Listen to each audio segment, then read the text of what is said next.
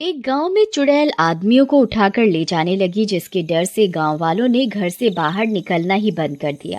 चुड़ैल को शिकार न मिलने पर उसने एक सुंदर औरत का रूप ले लिया और रेहड़ी पर डोसे लेकर पूरे गांव में घूमने लगी।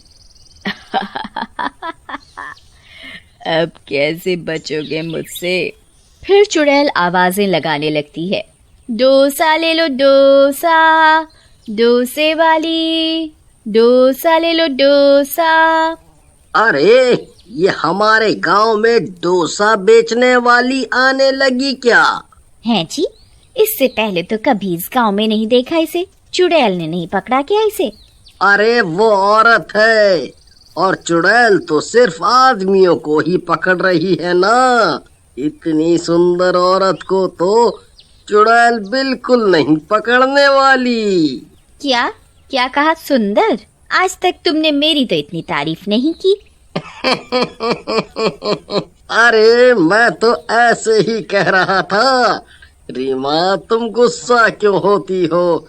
चलो आज तुम्हें डोसा खिलाता हूँ, आओ चलो। मुझे नहीं खाना, तुम ही जाओ, मैं घर पर ही ठीक हूँ। ओहो ठीक है, मैं जाता हूँ। अरे डोसे वाली, जरा डोसा तो खिलाओ। लेकिन एक बात बताओ, तुम्हें पहले तो कभी नहीं देखा इस गांव में। तुम क्या नई हो? हाँ, मैं नई हूँ इस गांव में। पहले मैं दूसरे गांव में रहती थी, वहाँ मेरे डोसे बहुत चलते थे। हम कल ही आए हैं इस गांव में, आप खाकर देखो, बहुत ही अच्छे हैं। ठीक है, खिलाओ तो जरा।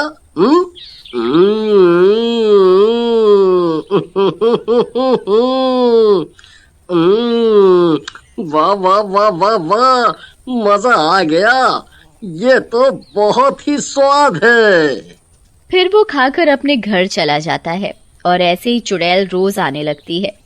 सारे गांव में उसका सांभर डोसा बहुत ही पसंद किया जाने लगता है और गांव वाले फिर से घर से बाहर निकलना शुरू कर देते हैं। अब तो इन गांव वालों को मुझ पर विश्वास होने लगा है और चुड़ैल के बारे में ये सब भूल चुके। अब मैं अपना शिकार करना शुरू कर सकती हूँ। अगले दिन चुड़ैल फिर से औरत का रूप ले लेती है। डोसे वाली डोसे, डोसे वाली। अरे रीमा बहन, वो देखो आ गई डोसे वाली, चलो खाते हैं। नहीं, मेरा गला आज खराब है, तुम मेरे पतिदेव को ले जाओ आज खाने के लिए। इन्हें ये डोसे वाली वैसे भी बहुत पसंद है। ओहो, तुम अब तक नाराज हो? चलो पूजा भाभी, चलो चलो राजू भाई, मैं रीमा डार्लिंग के लिए घर पे ही ले आऊंगा। फिर तीनों जाते हैं और डोसा खाते ही वहीं बेहोश होकर गिर जाते हैं। अरे मुझे चक्कर आ रहा है। अरे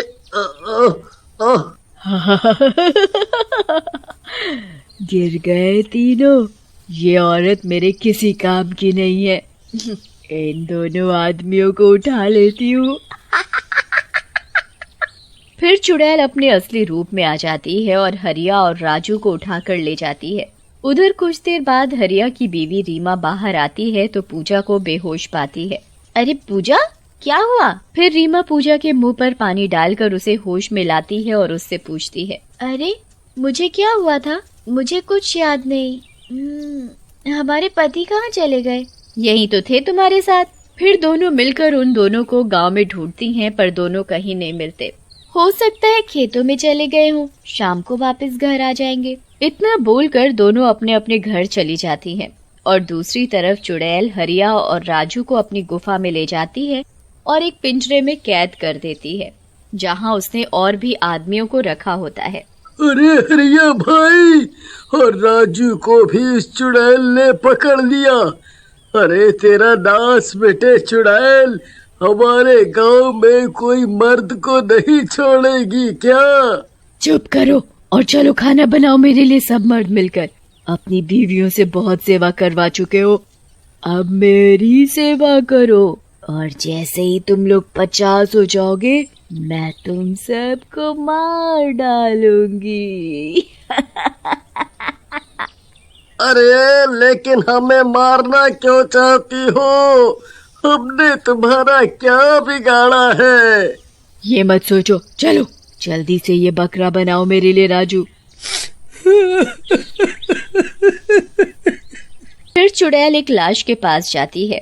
वो लाश उसके पति की होती है।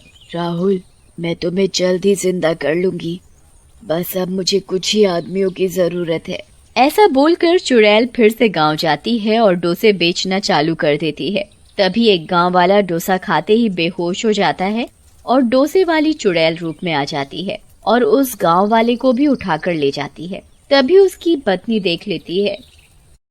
अरे दैया रे दैया, पूजा बहन, रीमा बहन, मेरे आदमी को ये चुड़ैल उठाकर कहाँ ले जा रही है?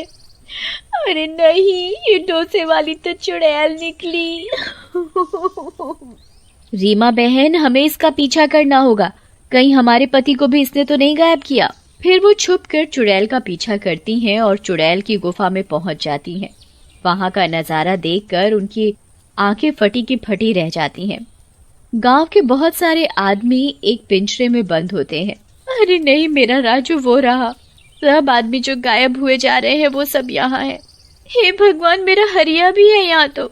मतलब इसी चुड़ैल ने गांव के आदमियों को कैद कर रखा है, लेकिन क्यों? अरे बहनों, अभी यहाँ से चलो। उस नास मिटी चुड़ैल ने अगर हमें देख लिया तो हमें भी यहीं कैद कर देगी और हम अपने पतियों को कभी नहीं बचा पाएंगे। चलो यहाँ से।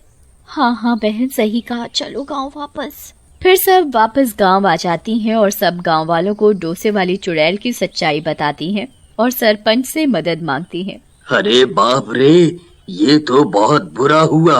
अरे वो चुड़ैल अब हमको ना उठा ले जाए। हम तो गांव का सबसे हैंडसम लड़का हूँ। क्या सरपंच जी, मजाक का टाइम नहीं है ये। वो देखो, डोसे वाली चुड़ैल आ रही है। मैं घर जाकर मशाल लेकर आती हूँ। सब औरतें अपने घर मशाले लेने चली जाती हैं। अरे सरपंच जी, आज आपको डोसा खाना है? नहीं नहीं, हमको नहीं खाना डोसा तुम्हारा, तुम जाओ। डोसे वाली चली जाती है। आज तक कोई शिकार नहीं मिला। अरे सरपंच जी, वो कहाँ गई? अरे भाई, हम बाल बाल बच गया। वो गई, देखो वो जा रही है।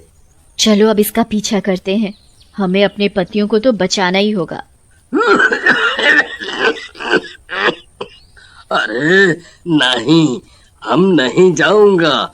अभी मैं मरना नहीं चाहता, तुम जाओ। मैं तो अभी जवान मर्द हूँ। बुढ़ा कहीं का। अरे सरपंच जी, सही कहा, आप तो अभी जवान हो। आप यहीं बैठो, हम अपने पतियों की जान बचाने जरूर जाएंगी। चलो बहनों। फिर सभी गांव वालों की पत्नियां मशाले लेकर चुड़ैल के पीछे जाती हैं।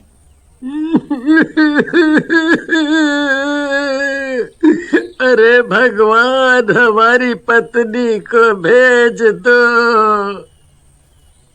अजी सुनते हो? देखो, हम आ गए हैं, हम तुम सबको बचा ले जाएंगे। तभी शोर सुनकर चुड़ैल वहां आ जाती है। तो तुम्हें मेरी असलियत का पता चल ही गया। डोसे वाली चुड़ैल रूप में होती है, उसे बहुत गुस्सा आ रहा होता है। चलो अच्छा है, तुम औरतों के सामने मैं अपने पति को जिंदा करूंगी। लेकिन तुम हमारे पतियों को क्यों मारना चाहती हो? तुम कौन हो? रीमा, मेरी बहन तुम।